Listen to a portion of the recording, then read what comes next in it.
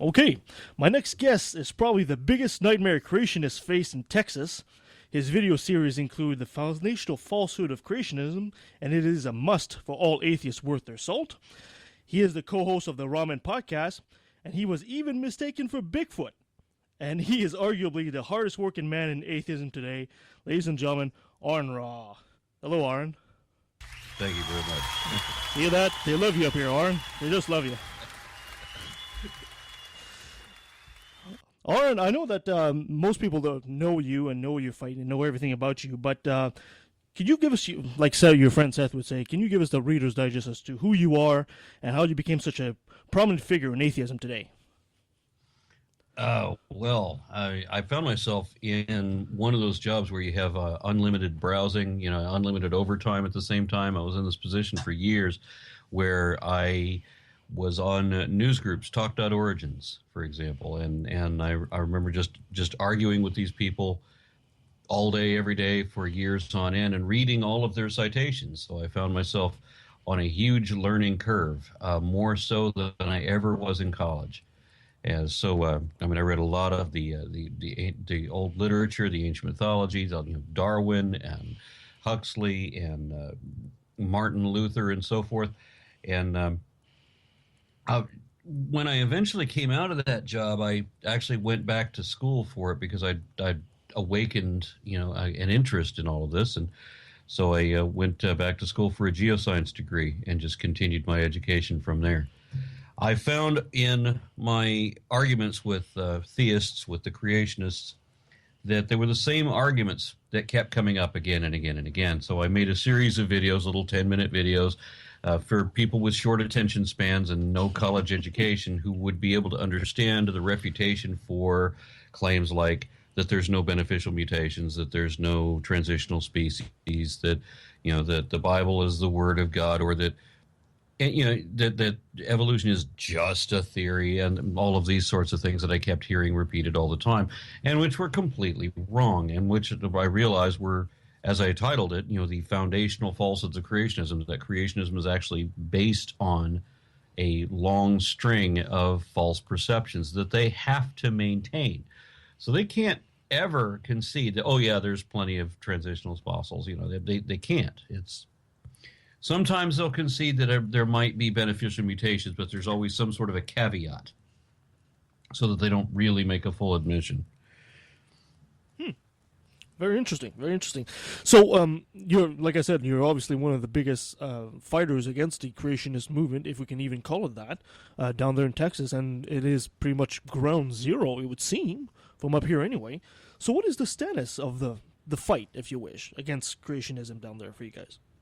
Well, it does seem like ground zero, to be sure, because we have a religious right dominionist leadership. Our governor, our lieutenant governor, most of the board of education, practically everybody in politics is devoutly religious, and they're all trying to pursue creationism in schools, and not just that, but everything else that comes attached to right-wing religious right ideology. They've been trying to change history so that all of our historical influences are positive, white, Christian. They don't want to admit anything in their history that was embarrassing or bad or that America should not have done. And I think that's a false lesson to give people. I mean, you can be proud of your country, but be aware of what your country has done, because then you'll be aware of what your country could do and would do if you allow it to. In sex ed, for example, one of the changes they made, of course, abstinence only. So we have the highest rate of repeat pregnancies in the country. I mean, there's just everything that they try to implement for our education ends up turning up bad. So we testified on the case of history, for example. They want to have a religious history. They want the United States to be founded on the Ten Commandments. And so we now have history books that say that.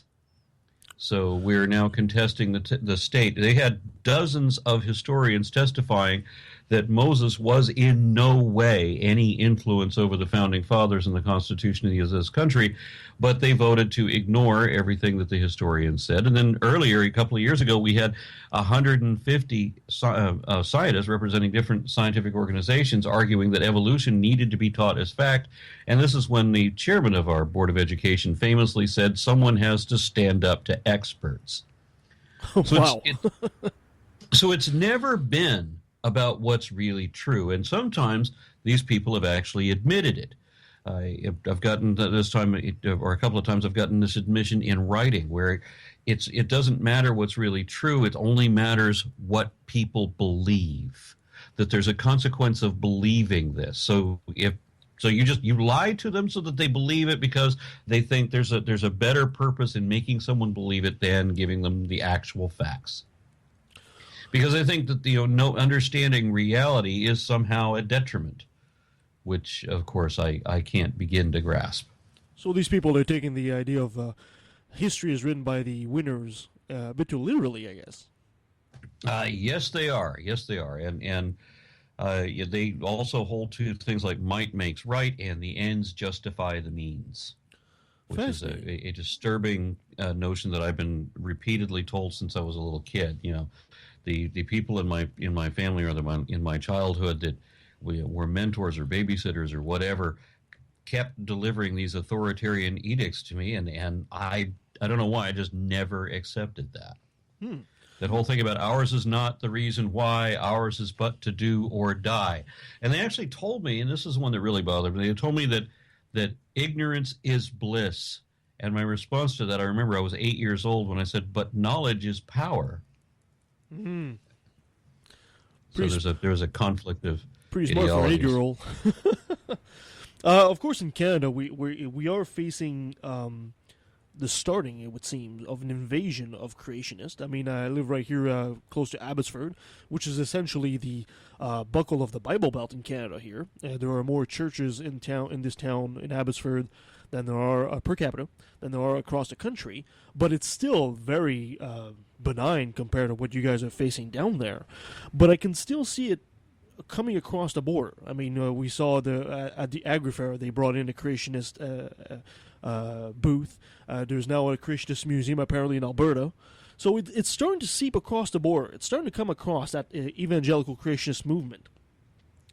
It's a very disturbing thing because it's not just happening in Canada. I'm also getting reports that it's happening in Australia and in Scandinavia and in the UK. And it's really disturbing to me because I used to look at Europe as being, older and therefore, more mature than the U.S. I mean, there was a time when England was what America is. In as much as 100 years ago, they were the British Empire. They were the most ethnocentric, most egocentric, government that there was at the time. Because the sun never sets in the British Empire. We are better than everybody else, and there's a whole lot of historical records that you can go through where the British tout themselves as being the most superior, nation or empire or people on the planet ever. Right. And of course, this is a lot of the ways that the United States refers to itself now. But just, where England has, as I said, more matured and debated, they now have a more sober perspective on things. They're much more tolerant, much more educated, much more sophisticated than the United States in general. And I would think that the trends being what they are, that the United States would mature in like fashion. But that's not what's happening. Instead, we're spilling out our religious nuts into all of these other places, like in Scandinavia, frequently referred to as a secular paradise, right? That would like extremely low crime rate, extremely high rates of education, peaceful, wonderful existence, and the only threat to that is the influx of religious fundamentalism, whether it's Christian or Muslim. Yes, yes, absolutely. I know some countries are fighting back in some ways, although they haven't been all that successful about it. Even here in Canada, we see, especially our conservative politicians, are starting to mimic what they'll do in the United States. Not with any success at this point. I mean, even the Prime Minister at some point started saying, "God bless Canada." And even, remember, Rob Ford said the same thing. God bless the people of Toronto. And the reporters started laughing. Thank goodness for that. But you can see there's I guess in their mind it's flat. They're trying to flatter the United States, and they're trying to turn Canada into essentially what's going on in the States. And I find that pretty disturbing. The thing that gets me is this is really not that difficult a thing to address. When I was a kid, there was a lot of things that fooled me into believing a whole bunch of pseudoscientific woo. There were documentaries on TV that weren't real, that were made up. You know, they're talking about alien abductions and Bigfoot and things of this nature. We're still doing that today. And I was outraged when I was a child, and I realized that they were telling me things that were not true, because I didn't know at first that they were not true. I was being duped by that. And I'm one of those people that I'm finding is surprisingly rare. I'm one of those people who become agitated when I realize that I've been lied to. But religious fundamentalists don't seem to have any issue with that. I mean, you're just lying is just part of life. You're supposed to. You know, the ends justify the means. It's okay to lie if you're lying for Jesus and so forth. I can't understand that perspective. That to me, resorting to lies is like resorting to violence. It's something that should be reserved for life and death situations. It's the last resort side of the thing, and is not something that you should do casually ever at all. And it's a point of honor, and some people need to have that, and for whatever reason, it doesn't seem to bother people when I'm arguing with these religious fundamentalists, and they turn out to be wrong. Of course, you prove that they're wrong. There's never an admission. There's never an apology. They just move right on past it and say, oh, I only said that because. Yeah, but a moment ago you said you didn't say that. Why don't you admit that you actually did say that, apologize, and move on? Well, no, they want to change the subject. There's no honor in this. There's no compunction. And what we're talking about teaching people things that are not evidently true. Now, you can weigh gray areas about, well, this is only a theory, and so we don't have absolute knowledge. Well, no, beyond reasonable doubt, we do have a scientific consensus, and this is the mainstream. That's what we're going to teach. We will allow in our lessons that it is possible for someone to, at some point in the future, discover some flaw with this or that, but the likelihood isn't really there. We're still going to stick with the mainstream science, and we're not going to talk about the outliers. We will allow the possibility. But when we're talking about people teaching in school things that are not only not evidently true, which is already dishonest, but which are demonstrably not true, then they should simply be called out publicly that this is what they're doing. There should be no tolerance for this. You have a freedom to believe whatever you want to believe. That's everybody's right, and I wouldn't deny that. But you don't have any right to lie to or misrepresent the facts to other people's kids in a school or in a church, because I would object just as strongly.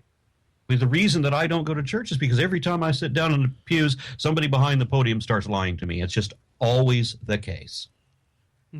And there's no two-way communication in this, and they claim that they're being persecuted if we don't allow them to oppress homosexuals and deceive other people's kids and get their own laws and call on their congregations to vote exactly the way they tell them to while still collecting their tax-exempt status. No, this is not correct. This is not what we should allow. And the way to defeat religion in politics or society is to make public the statements, the facts that they are misrepresenting data, that they're, okay, fine, you believe this hokey nonsense that you don't have a reason to believe, but you don't get to teach it as if it's true because we can prove that it's not. And that needs to be public statement. We need to stop respecting people's beliefs when they believe things that are not wrong. You would not respect someone for believing that Benjamin Franklin was the first king of America. We've got the same thing going on here. Why would you respect it? When somebody comes up and tells you something like that, when they say that Columbus discovered Ohio in 1942, you are going to correct that person. And then they will argue that there's no way that you can prove absolutely that Columbus never discovered Ohio in 1942. And if you get into solipsists, if you get into presuppositionalists, they've got arguments that could possibly defend that from their point of view.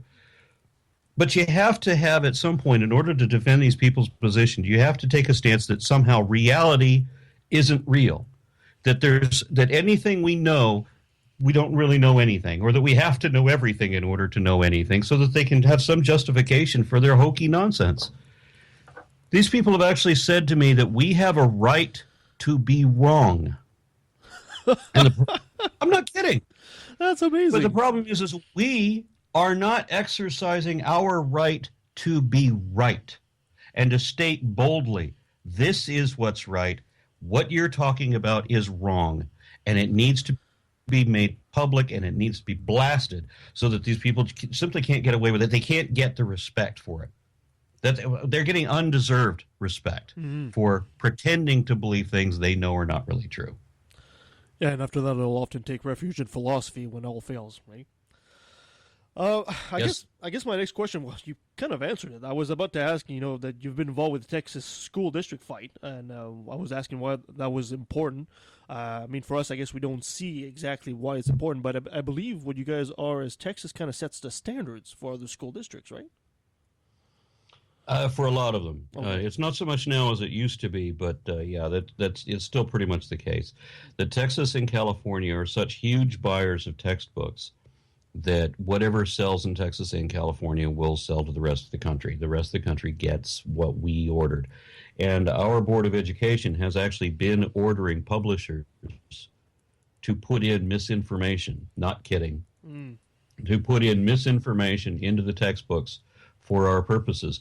Only one of the mainstream mainstream publishers backed out of this last session when they wanted to highlight or emphasize our Christian religious roots in giving specific credit to Moses as an inspiration for the founding fathers and to John Calvin over the Democrats of Greece. Only one of the publishers backed out and said, we're not doing this. And they were the only ones that had honor enough to do that. I would think that all of the publishers should have responded immediately with, if that's not true, then we're not going to print it, and we don't give a damn who you are. That's just the way it should have been. But the biggest publishers in the country are bowing to Texas when they say, we want your books to say this or we won't buy it. In your opinion, is that a Christian influence, or is that just like business, buyer beware kind of thing? Well, of course it's a Christian influence. It's not a religious thing, though. You have to understand that this is a political issue. Creationism is a political issue. This is not a scientific thing. This is not a religious thing. This is all about politicizing the classroom. What they're doing with science is the same thing they're doing with history, which is the same thing that they're doing with sex ed and with sociology and so forth. They want the kids to believe a certain way so that they'll vote a certain way. And so they want to program all of their values into this new legion of voters and minions. Wow. Yeah, education, enlightenment, and free inquiry are not in the interest of the dominions that are currently in charge of my state. Our current governor is the reason why we have the Ten Commandments monument at the state capitol. He argued that what Madalyn Murray O'Hair had achieved in 1963 with getting teacher-led prayer out of school, he wants to reverse that, and he can ignore the Supreme Court on this as long as he wants to until somebody challenges him on it.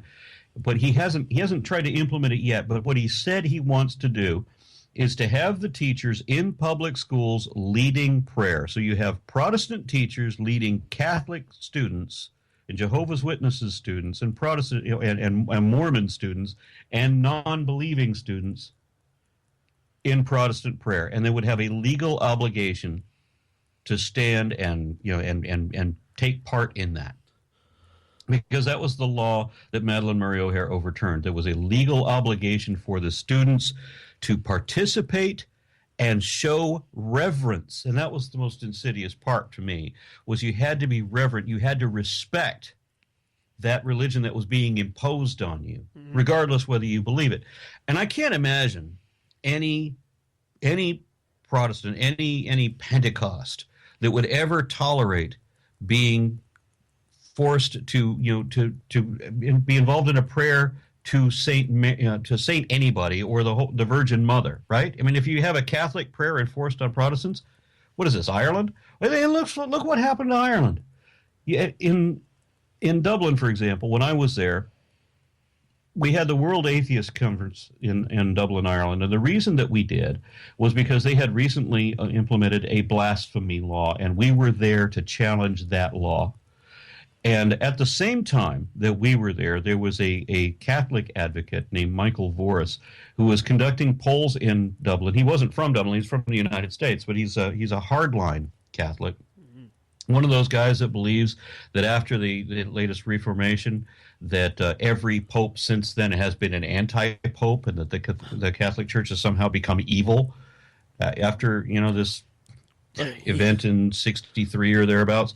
So he's really conducting this poll on how many people in Ireland believe in God. He found 1 out of 20 who believes in God. Now we're talking about a country who has, where Catholicism runs every school. They're all religious schools. That it is a integrated church and state, and maybe that's just what has to happen before people wake up. When you have religion forced on you, people start realizing that this is a bad thing.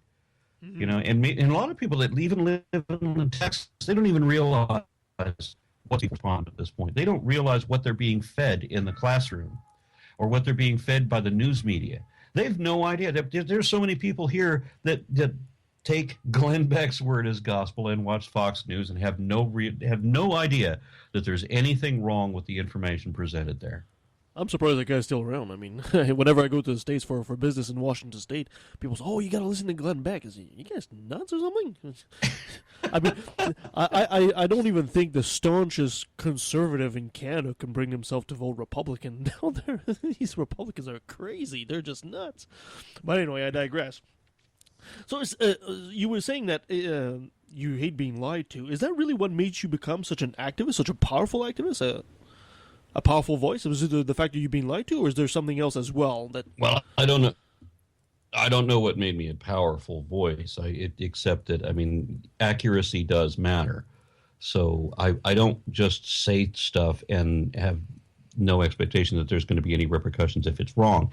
It matters if what I say is wrong. So, in almost every video that I've come up with, most of the information has been vetted and verified, but somebody occasionally finds something that I said that was actually inaccurate, and then there was have to be some kind of address for that. I did do an errata video, a number of things that, like my biggest errors for my whole video series. In this video I said that, it's actually this, that kind of thing. And this is important. If you're educating other people, my perspective is that accurate information has practical application, and inaccurate information is going to lead people down the wrong path. If your premise is faulty, your conclusions are going to be faulty.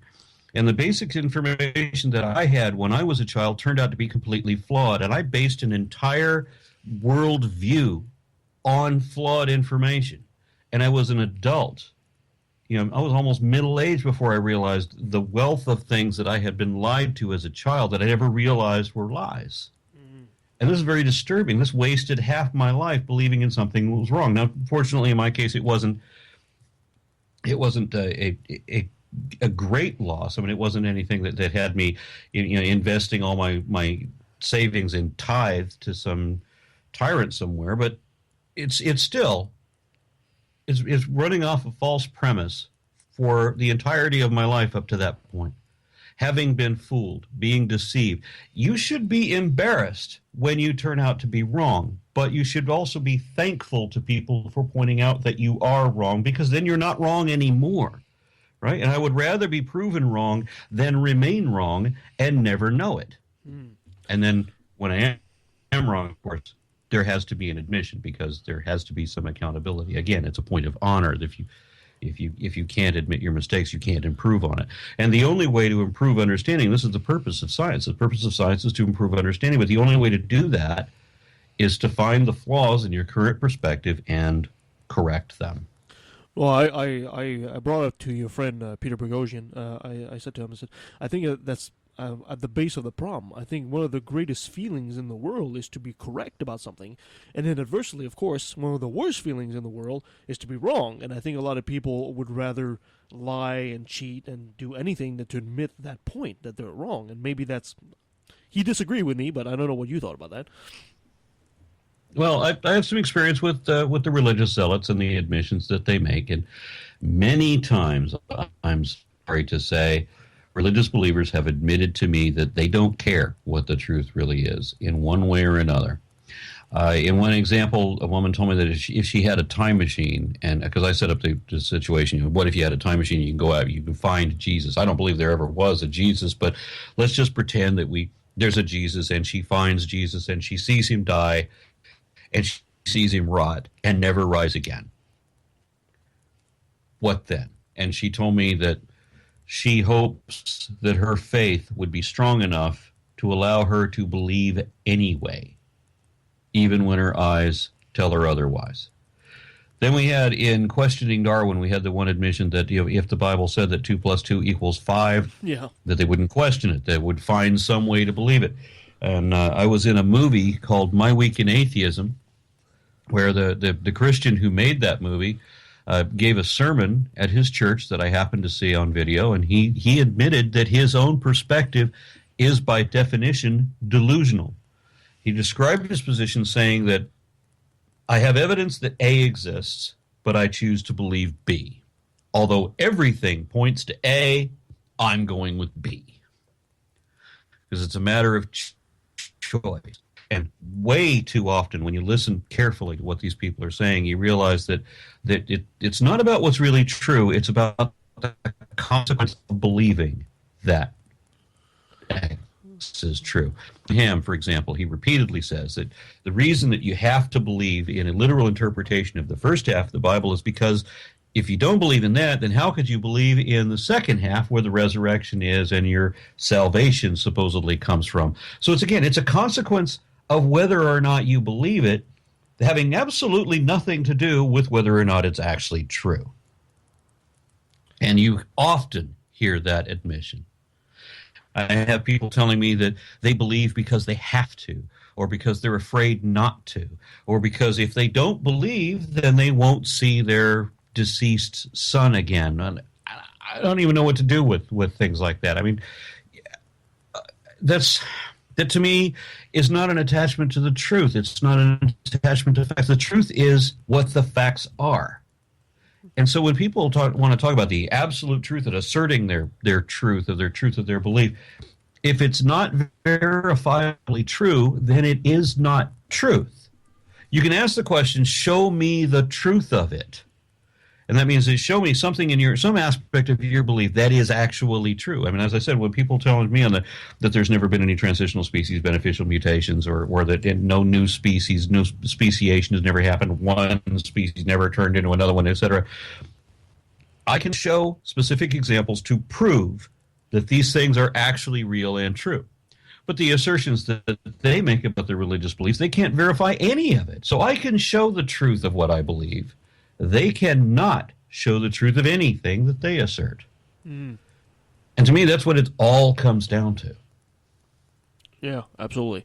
Before I go further, I gotta ask you a quick question, because I've got a friend who, a couple of friends are helping us with the podcast. They were very excited about the prospect of you coming on, and he says if you're interviewing Aron, please ask him. He says, how was the Judas Priest concert? And what was your favorite hard rock or metal band? Okay, the Judas Priest concert, I brought my boys, and both of my boys look like they belong in a metal band. My stepson looks like Slasher, and what does my son look like? Kind of like Jim Morrison, a bit my biological son.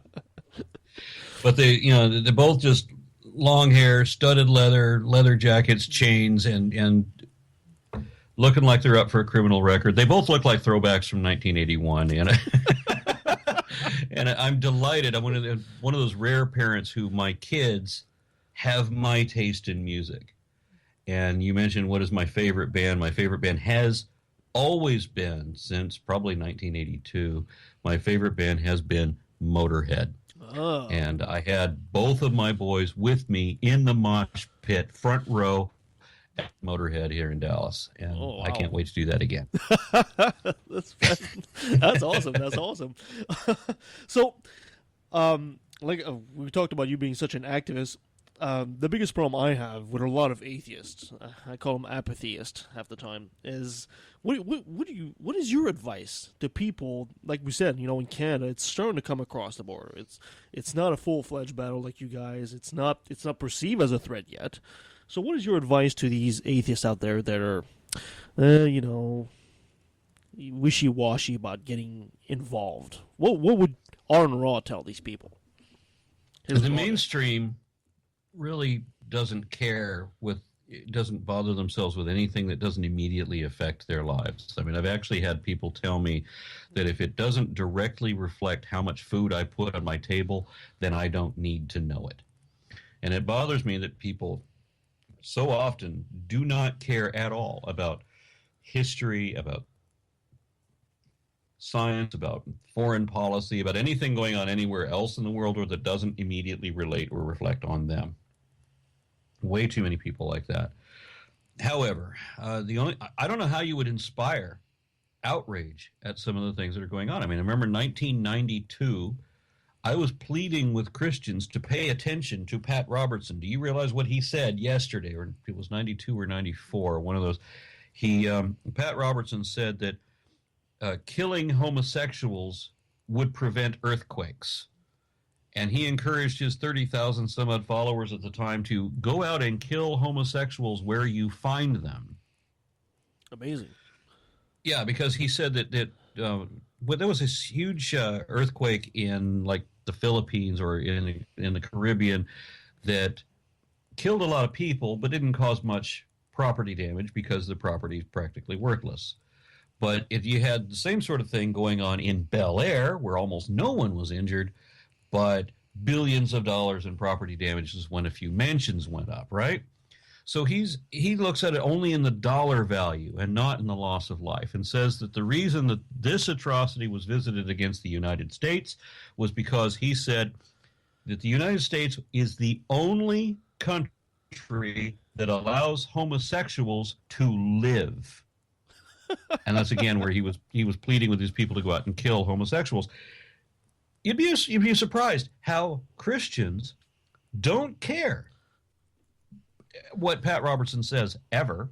They don't care what any of the extremists say, but they also don't realize that the way that their donations work and the way that their votes work, they're being manipulated by the fringe. The mainstream is being guided around by the nose, and at some point they have to distance themselves and not just play the no true Scotsman and say, well, he's not a true Christian.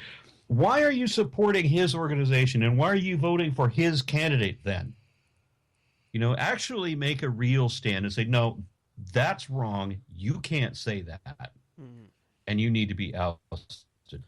Yeah, I don't know what it is. It just doesn't happen in the religious community. Yeah, I don't know what it is about God using natural disasters and storms to kill gay people, because there must be a lot of gay people on Jupiter, because there's storms down there all the time, so I don't know what the hell happened there. Yeah, see, here's the thing. You got a bias in the United States. If a Muslim, some foreign country, says any kind of a hateful thing, we're going to broadcast that all over the news, right? But when John Hagee says that homosexuals should be locked up behind cyclone fencing and forced to go extinct for not being, for being isolated and imprisoned, or the same thing should be done with atheists, that all atheists should be extradited out of the country. We don't have national news networks broadcasting this the way that we would for any similarly bigoted statement coming from Islam, right? Yeah. We need to look at our own. We need to realize that there have been and are Christian terrorists, and that not all of the terrorists come from Islam. We need to have some accountability when our politicians say things like when Brown, who's like the head of the science committee for North Carolina, says that, that evolution is lies from the pit of hell. No, you've just ended your own career in a world that isn't a parody of reality, but what should be reality. When somebody's a director of a science committee and says things like this, goodbye. Go find another job. Maybe you can sell used cars somewhere, but you're no longer going to be in charge of science here. That's what should be happening.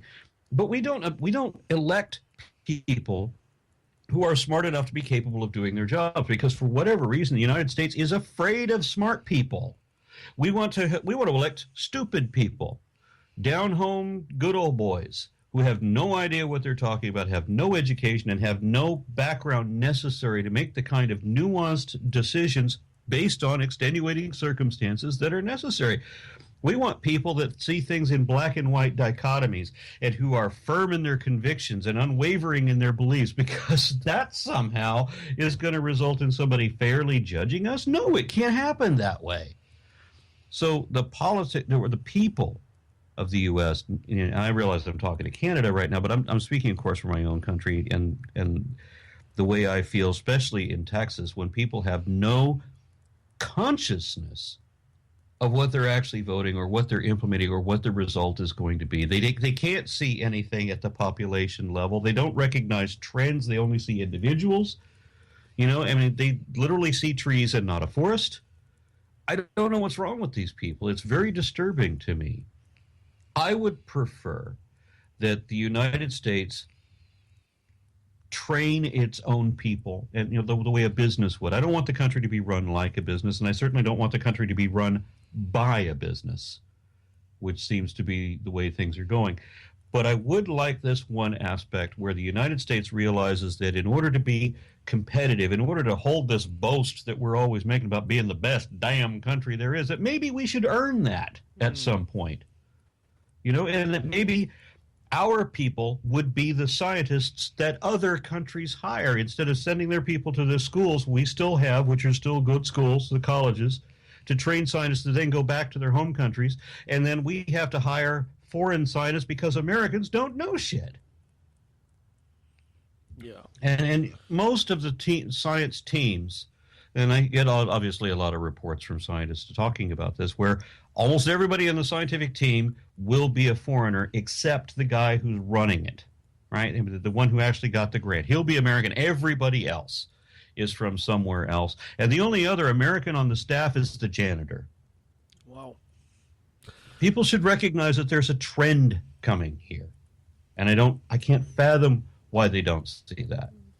Yeah, we got pretty much the same thing going up right now, where the conservative government really trashing and gutting everything that's science right now here in Canada as well. So we're pretty much on the same track. Overall, looking at the future, positive?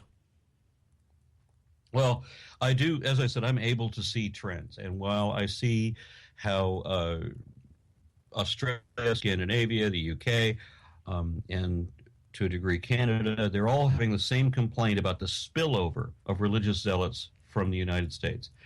And of course, we're talking about the spillover from the United States, and we're talking about Christianity. We are also, of course, getting reports about the same kind of thing happening from Islam, both of which containing dominionist factions, which are very alarming. Anytime you have a dominionist faction of any religion, that is alarming and should be suppressed or properly addressed, so that they don't ever achieve their ultimate goal of dominating everybody else, which is they say is their destiny.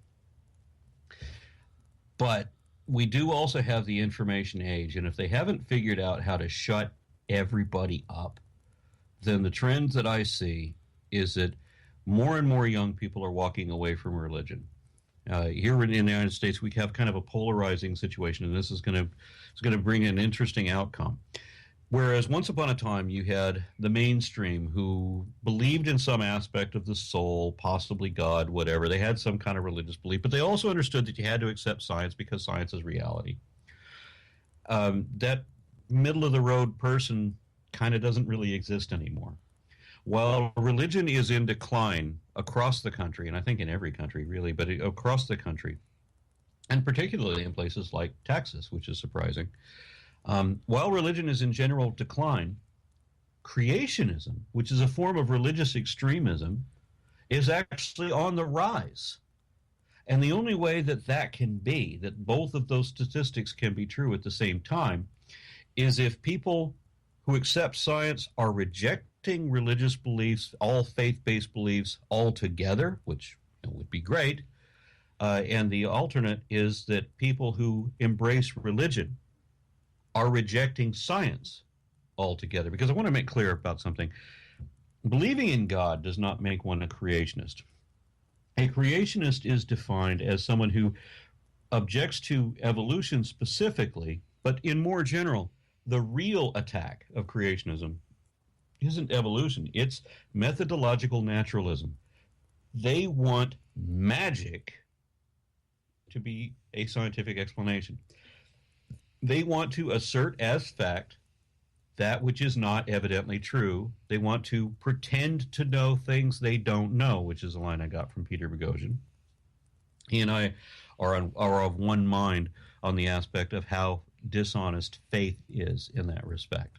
So we've got a polarized population of people who reject religion outright and accept only science, and people who reject science outright, embracing religion. How is that going to come to a head? Because it's going to have to. At some point, you're either going to have a conflict or you're going to have a phenomenal attrition, where one side is just always on the ball and the other side is, as we've seen so far, the creationists are absolutely wrong about absolutely everything 100% of the time. I don't see how they can maintain. Interesting. So what's new? Well, what's new? Sorry about that. What's next for Aron Ra? For his rawness? What's next for you? What's coming up? This is your chance to go ahead and plug everything you need to plug. Be shameless. Oh, well, yeah, I've got lots of things going on right now. One, and I don't have any final details. A lot of that's going to be coming later this week. We are making progress in our Phylogeny Explorer project. We've got somebody working on the database now who's very excited, enthusiastic, and sharp. He's building the back-end database, which is the Tree of Life, and then we're having that represented on the front end by a bunch of different web pages, not to show specific species, but what I think is more important, to show the clades leading to those species. And then eventually we'll get to the species parts, or at least highlight some of them. We're never going to include all of them. That project, we want to start independently with volunteer support, and we are making progress with it. What we're eventually going to do is we're going to turn that over to the scientific community once we can figure out a way to do that, where it's not dependent on any individual person, where it could be its own living entity and be of value to scientists, to teachers, and to students. We want to have a virtually interactive, easy to navigate, complete Tree of Life available on the web. And the way that I put out to represent that is going to be one that everybody understands. When people say, well, you are a primate, or you are an ape, or you are a mammal, or you are an animal, what does that word really mean? That people are going to know. And I think that phylogeny is absolutely the greatest proof of evolution there is. You don't actually need really anything else to demonstrate evolution than just that. But of course, it's made up of aspects of all those other things. Another thing we're doing, as I'm sure you know, we're doing the Unholy Trinity Down Under, where me, Matt Delahunty of Atheist Experience, and Seth Andrews of the Thinking Atheist podcast are all going to Australia in March.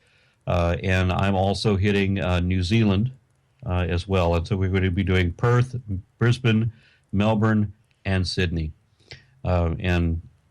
Well, Unholy Trinity isn't doing Perth. Matt and I are doing Perth. That's a separate arrangement. Is there any chance we're going to see you in Canada soon?